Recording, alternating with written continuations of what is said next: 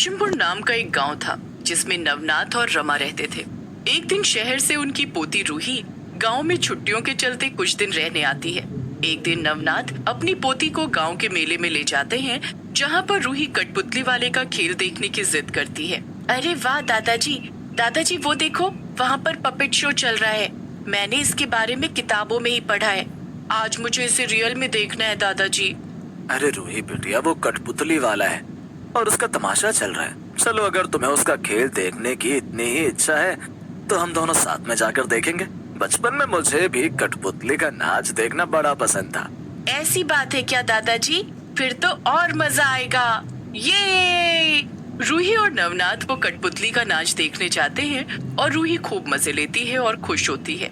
अगले दिन जब वो गांव में खेलने निकलती है, तभी वो उसी मैदान में आती है जहां पिछली रात मेला लगा था।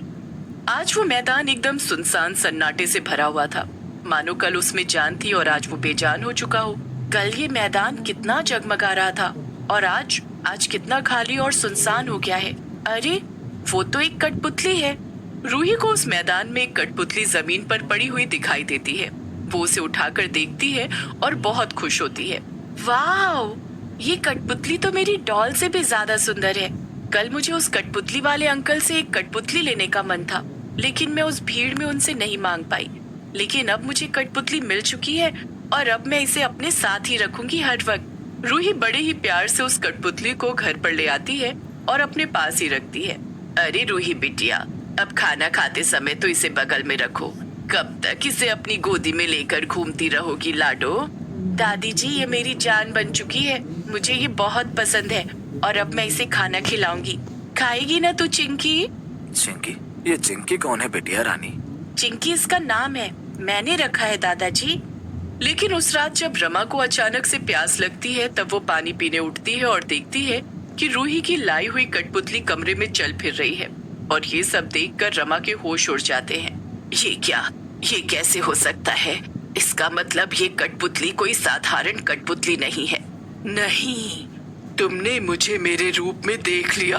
अब तुम्हें मरना होगा। रूही जाओ, अपनी दादी को मार दो। ठीक है चिंकी, अब मैं तुम्हारी कठपुतली बन चुकी हूँ और तुम जैसा बोलोगी मैं वैसे करूँगी। ये हुई ना बात। रूही पूरी तरह उस भूतिया कठपुतली के द्वारा सम्मोहित हो चुकी थी, या यूं कहो कि एक प्रकार से वो उसकी ही कठपुतली बन चुकी थी। जैसे वो रूही को नचा रही थी, वैसे ही रूही उसके इशारों पर नाच रही थी। रूही अपनी ही दादी को मार देती है और अगले दिन नवनाथ को लगता है कि रमा को सिर पर चोट लगने से वो मरी है, जबकि रूही ने ही उसका सिर फोड़ा होता है। ये क्या हो गया रमा तुम्हें? तुम मुझे छोड़कर नहीं जा सकती हो। रमा, ओ रमा, आंखें खोलो ना अपनी। रमा, रमा, रूही बिटिया, तुम्हारी दीदी नहीं रही। संभालिए अपने आप को दादाजी, मैं हूँ ना। अब रमा की मौत के बाद नवनाथ पूरी तरह टूट चुका था।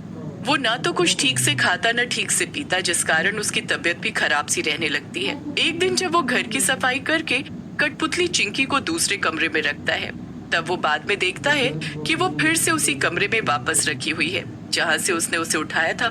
अरे ये कैसे हो सकता है? मैंने इस कठपुतली को अभी दूसरे कमरे में रखा था, लेकिन ये वहाँ से यहाँ कैसे आ गई फिर से? मुझे तो कुछ समझ नहीं आ रहा। रूही भी नहाने गई है, फिर किसने लाया है इसे यहाँ पर? क्या हुआ दादाजी, क्यों अकेले में बड़बड़ा रहे हो? अरे रूही बिटिया, वो मैंने तुम्हारी इस चिंकी को अंदर के कमरे में रखा था, लेकिन ये फिर से यहाँ बाहर आ गई, न जाने कैसे। ओफो दादाजी, आपको पता नहीं क्या, चिंकी चल फिर और बोल भी सकती है। क्या? ये तुम क्या कह रही हो बिटिया? डर गए ना आप? अरे दादाजी, मैं तो मजाक कर रही थी। अब आप ही बताइए, भला कोई कठपुतली एक जगह से दूसरी जगह चलकर जा सकती है क्या? नहीं ना, आप ही इसे फिर से यहाँ पर रखकर भूल गए होंगे। आपकी उम्र भी हो गई है और दादी जी के जाने के बाद आप थोड़े खोए खोए से भी हो। अब गांव में अचानक से सरपंच के परिवार में पिछले कुछ दिनों से किसी न किसी की मौत होने लगती है और ये खबर पूरे गांव में फैल जाती है। क्या बात कर रहे हो तुम? सरपंच के परिवार से लोग मर रहे हैं? लेकिन कैसे? पता नहीं नवनाथ, लेकिन पिछले कुछ दिनों से ये सब हो रहा है। अभी तक आधा परिवार मर चुका है। कैसे मरे, किसने मारा, ये सब उन्हें भी नहीं पता। इतनी रहस्यमयी मौत हुई है उन लोगों की। क्या? अरे बाप रे, ये मामला तो काफी गंभीर लग रहा है। हाँ नवनाथ, मुझे तो लगता है कि किसी से दुश्मनी है सरपंच की, और वो दुश्मन ही ये सब कर रहा है। हाँ, ये भी हो सकता है। खैर, हमें क्या करना है, हमें अपने काम से काम रखना चाहिए। एक शाम जब रूही घर पर नहीं आती तभी नवनाथ घबरा जाता है। अरे, ये रूही बिटिया कहाँ रह गई? 3 बजे की खेलने गई है, अभी तक घर वापस नहीं लौटी। कहीं कुछ हुआ तो नहीं उसके साथ? नहीं नहीं, शुभ शुभ बोल नवनाथ, भगवान मेरी पोती को सही सलामत रखे। फिर कहाँ गई होगी रूही? चिंताग्रस्त और परेशान नवनाथ रूही को पूरे गांव में ढूंढने लगता है, लेकिन वो उसे कहीं नहीं मिलती। इसलिए वो थक हार कर घर लौट आता है। तभी उसे रूही कमरे में सोई हुई दिखाई देती है और उसकी कठपुतली उसके साथ सोई होती है। नवनाथ घर के अंदर जाता है, तभी वो देखता है कि अभी वो कठपुतली खिड़की में जाकर बैठी है और ये देखकर उसकी आंखें फटी की फटी रह जाती हैं। ये कैसे हो सकता है? अभी बाहर से मैंने देखा था कि रूही इस कठपुतली के साथ सोई है, और अब ये कठपुतली खिड़की में। ये तो अभी 1 मिनट पहले रूही के सीने के पास थी। ये कैसे संभव है? नवनाथ इस बात पर इतना गौर नहीं फरमाता और वो भी सो जाता है। लेकिन अगले दिन जब वो घर के बाहर बाजार जाकर वापस घर लौटता है, तभी देखता है कि रूही और वो कठपुतली आपस में बातें कर रहे हैं और रूही पूरी तरह सम्मोहित हो चुकी है। मेरा बदला आज पूरा हो जाएगा। अब केवल वो सरपंच ही बचा है, मेरा सबसे बड़ा कातिल, जिसके कारण मेरी मौत हुई थी। आज तुम उसे मारोगी, समझी तुम रूही? हाँ चिंकी, मैं समझ चुकी हूँ। तो फिर शुभ काम में देरी कैसी? चलो उसकी जान लेने। नवनाथ ये सब देखकर एकदम चौंक जाता है और उसके हाथ पांव ठंडे पड़ जाते हैं। इसका अर्थ ये है कि ये कोई साधारण कठपुतली नहीं है, और ये मेरी पोती रूही से अपना बदला पूरा करवा रही है। नहीं, मुझे इसे रोकना होगा। नवनाथ रूही और कठपुतली के पीछे पीछे भागने लगता है, लेकिन उसके पहुंचने से पहले ही रूही ने सरपंच को मार दिया होता है। और तभी रूही और वो भूतिया कठपुतली नवनाथ को देख लेते हैं। नहीं, रूही तुम्हारे दादी जी की तरह अब तुम्हारे दादाजी ने भी मुझे देख लिया है, वो भी मेरे इस रूप में। अब तुम्हें अपने दादाजी को भी उसी प्रकार मारना होगा जैसे तुमने मेरे कहने पर अपनी दादी को मारा था। ठीक है चिंकी, जैसा तुम कहो। रूही नवनाथ को मारने जाती है, लेकिन तभी नवनाथ अपनी जान बचाते हुए वहां से भागने लगता है।